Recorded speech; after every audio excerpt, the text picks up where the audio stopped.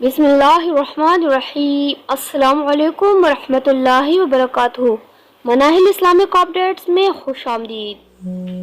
एक बुजुर्ग कहते हैं कि मैं और मेरे एक साथी एक पहाड़ में रहते थे। हर वक्त इबादत ही का मशगला था। मेरे साथी का गुजर तो घास वगैरह पर था और मेरे लिए हक ताला शानहू ने ये इंतजाम फरमा रखा था कि एक हिरनी रोजाना आया करती थी और मेरे करीब आकर टांगे चीर कर खड़ी हो जाती। मैं उसका दूध पी लिया करता था और वो चली जाती। बहुत जमाना इस तरह गुजरा कि वो हिरनी रोज आ जाया करती थी और मैं उसका दूध पीता था। मेरे साथी के क़याम की जगह उस पहाड़ में मुझसे दूर थी।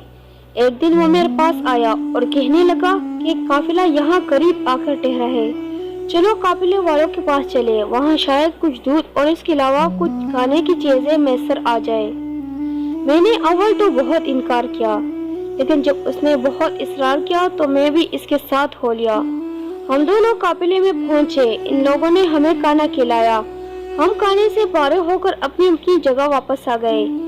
इसके बाद मैं हमेशा उस हिरनी के वक्त पर इसका इंतजार किया करता था, मगर उसका आना बंद हो गया। कई दिन इंतजार के बाद मैं समझा कि इस गुनाह की नहुसत से वो रोजी जिसकी वजह से मैं बेफिक्रता बंद हो गई।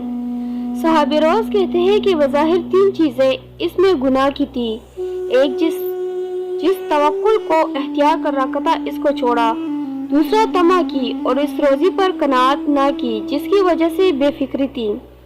तीसरी, ऐसा खाना खाया जो तय्यब ना था जिसकी वजह से तेरे रिज़्क से महरूम हो गई। बड़ी इबरत का किस्सा है। हम लोग बसा औकात अपनी हिर्स और तमा से हक ताला शानहू के इनामात से महरूम हो जाते हैं। सूरत के एतबार से सवाल करने पर इस वक्त मिल जाता है, मगर इसकी नौसत से